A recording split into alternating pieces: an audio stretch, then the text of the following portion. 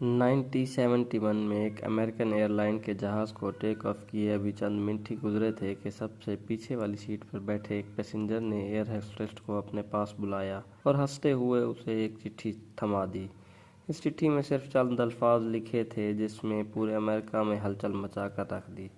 वो पैसेंजर कौन था और FBI आज तक इसको जिंदा या मुर्दा क्यों तलाश कर रही है? तलाश करना तो दूर की बात, अमेरिका की सबसे पावरफुल एजेंसी पिछले 50 सालों से इस पैसेंजर की सालों बाद भी इंफॉर्मेशन नहीं निकाल पाए। नाजरीन, इस इंटरेस्टिंग वाक़ये की शुरुआत 1971 नवंबर को पोर्टलैंड एयरपोर्ट से हुई थी। एक शख्स जो बज़ाहिर बिजनेसमैन लगता था, इसने पोर्टलैंड से राइड का टिकट लिया और सीधा जहाज़ की तरफ बढ़ने लगा। तब अमेरिका में डोमेस्टिक फ़्लाइट पर किसी भी किस्म की सख्ती नहीं हुआ करती थी, ना ही पैसेंजर का सामान चेक किया जाता था और ना ही इनको आइडेंटिटी वेरीफाई की जाती थी। ये नॉर्थ वेस्ट और ओरिएंट एयरलाइन का जहाज़ बोइंग 727 था, जिसको सिर्फ 45 मिनट में पोर्टलैंड से CIL तक पहुंचना था। सनग्लासेस लगाए एक ब्रीफकेस के साथ डैन कॉपर नामी ये पैसेंजर इस जहाज़ में सवार हुआ और अपनी पसंद की सीट पर जाकर बैठ गया, जो जहाज़ की सबसे आखिरी सीट थी। इसने अपने लिए एक ड्रिंक ऑर्डर की और साथ ही सिगरेट भी जला ली। यहाँ तक सब कुछ नॉर्मल चल रहा था, क्योंकि फ्लाइट में स्मोकिंग करना भी समटाइम्स में अलाउ था।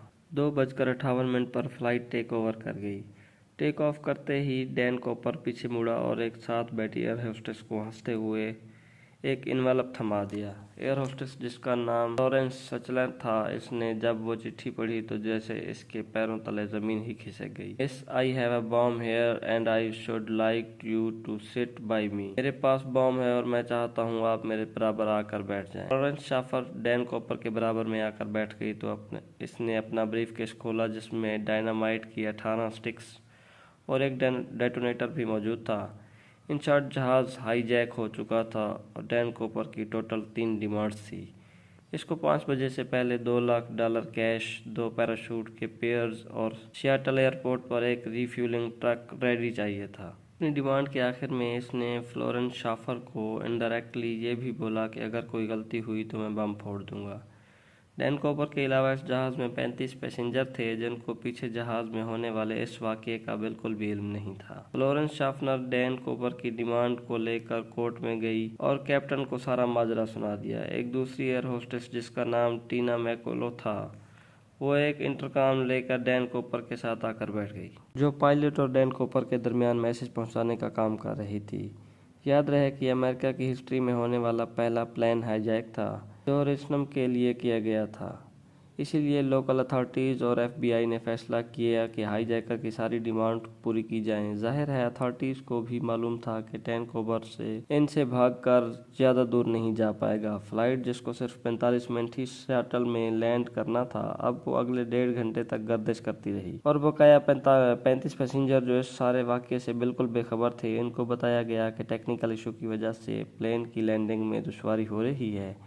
इस दौरान सियाटल नेशनल बैंक से $20 के 10,000 नोट इकट्ठे किए गए, जिनके सीरियल नंबर नोट कर लिए गए थे। एक करीबी स्काई डाइविंग क्लब से 2 पैराशूट की जोड़ियां भी अरेंज की गई। 5:45 पर जहाज़ को लैंड करा दिया गया और वादे के मुताबिक डैन कॉपर को पैसों से भरा बैग और 2 पैराशूट फराहम किए गए। साथ ही साथ जहाज़ को रिफ्यूल भी कर दिया गया। अपनी मांगें पूरे करवाने के बाद डैन कॉपर ने 35 पैसेंजर और 2 फ्लाइट क्रू को जहाज़ से उतरने की परमिशन दे दी, जबकि पायलट्स और 2 फ्लाइट क्रू को जहाज़ में ही रहने का कहा। इस वक्त रात हो चुकी थी और जहाज़ एक बार फिर टेक ऑफ कर चुका था। डैन कॉपर ने अपने साथ बैठने सियाटल माइकलो के जरिए पायलट को कुछ खास हिदायत दी थी। चाहता था जहाज़ को लैंडिंग गेट फ्लैक्स खुले रहें, एल्टीट्यूड 10,000 फुट हो और स्पीड 320 किलोमीटर पर आवर हो और जहाज़ को सीधा मैक्सिको सिटी लेकर जाया जाए। पायलट ने बाकी तमाम डिमांड्स तो पूरी कर दी, लेकिन इसको सीधा मैक्सिको सिटी लेकर जाना फ्यूल की वजह से मुमकिन नहीं था। इसीलिए पायलट ने डैन कॉपर को रिफ्यूलिंग के लिए 2 ऑप्शन दिए, रीनो या फिर फिनिक्स। डैन कॉपर रीनो पर राजी हो गया। दूसरी तरफ लोकल और फेडरल अथॉरिटीज़ भी अपना काम कर रही थी। 2 फाइटर जेट को जहाज़ के पीछे रवाना किया गया, लेकिन वो इतनी स्लो स्पीड मेंटेन नहीं कर पा रहे थे। इसी वजह से इन्होंने जहाज़ के गिर्द चक्कर लगाना शुरू कर दिए। रात के अंधेरे में जहाज रीनो की तरफ रवां-दवां था। इतने में डैन कूपर के पास बैठी टीना माइकलो को पायलट रूम में जाने का कहा, जहां 2 पायलट्स मौजूद थे। जब टीना माइकलो दरवाज़ा बंद करने के लिए पलटी तो इसने आखिरी बार सिर्फ इतना देखा कि डैन कूपर को अपनी कमर पर कुछ बांध रहा है। इसके बाद जहाज की सीढ़ियां खुली और डैन कूपर ने वहां से छलांग लगा दी। इसके बाद जो कुछ भी हुआ पिछले 50 सालों से इसको आज तक डिस्कस किया जा रहा है। 3 घंटों के बाद जब जहाज रीनो में लैंड हुआ तो पूरे जहाज को अच्छी तरह चेक किया गया, लेकिन जहाज में ना ही कूपर था और ना ही कोई बम मिल सका। सिर्फ जहाज में बल्कि डैन कूपर का कैबिन कोई पता नहीं चल सका, ना ही जिंदा और ना ही मुर्दा। आखिर डैन कूपर कौन था और पूरे अमेरिका की आंखों को धोखा देकर कहां चला गया? ये केस फेडरल ब्यूरो का वो केस है जिसको आज तक हल नहीं किया गया है। डैन कूपर को किसी ने प्लेन से जंप करते तो नहीं देखा था, लेकिन स्टेयरकेस खुला रहने की वजह से ये बात क्लियर थी कि इसने सियाटल और रीनो के दरमियान में ही कहीं पे छलांग लगाई थी। एफबीआई ने जहाज के अंदर सबूत तलाश करना शुरू कर दिए थे, लेकिन सिर्फ इनको कूपर की टाई, 8 सिगरेट्स और 2 में से 1 पैराशूट मिला जो कूपर छोड़ कर गया था। हत्ता कि किसी के पास इसकी फ़ोटो तक नहीं थी। पैसेंजर और क्रू से इंटरव्यू लेने के बाद डैन कूपर के जीने के हिसाब से इसका स्केच बनवाया गया। इससे पहले कि डैन कूपर को सियाटल और रीनो के बीच में तलाश किया जाता, एफबीआई को ये जानना था कि अपने एग्जैक्ट लोकेशन कौन सी है जहां पर डैन कूपर ने जंप किया था। यह जानना ज़्यादा मुश्किल नहीं था क्योंकि जहाज ऑटो पायलट पर था, यानी जिस रास्ते पर जहाज फ्लाइट कर रहा था ऑलरेडी इसको डेड था। जहाज की स्पीड, एल्टीट्यूड तो पहले से मालूम था, साथ ही साथ फ्लाइट रिकॉर्डेड के जरिए ये मालूम बड़ा कि जहाज ट्रैक्स 8:10 पर खुला था और इन तमाम इन्फॉर्मेशन की बेस पर कूपर की ड्रॉप लोकेशन का अंदाज़ा लगाया गया। एक सर्च एरिया डिफाइन किया गया। ये 45 स्क्वायर फुट किलोमीटर का एरिया घने जंगलात पेड़ों से घिरा हुआ था। अप्रैल टीम और लैंड सर्च टीम ने इस पूरे एरिया का चप्पा चप्पा छान मारा, लेकिन ना कूपर का कोई पता चला और ना ही कोई ब्रीफकेस या पैसे मिले। हालांकि इस पूरे एरिया में इतनी शदीद सर्दी थी कि इसको अगला डैन कूपर मर गया होगा, लेकिन इसके बाद जो हुआ वो एफबीआई के वहमो गुमान में भी नहीं। अमेरिका की हिस्ट्री में पहली बार एफबीआई ने पब्लिक से हेल्प लेना शुरू कर दी। कूपर का स्केच और $2 लाख के सीरियल नंबर भी अखबारों में शाये किए गए और कूपर के बारे में कोई भी इंफॉर्मेशन देने पर इनाम देने का वादा भी किया गया।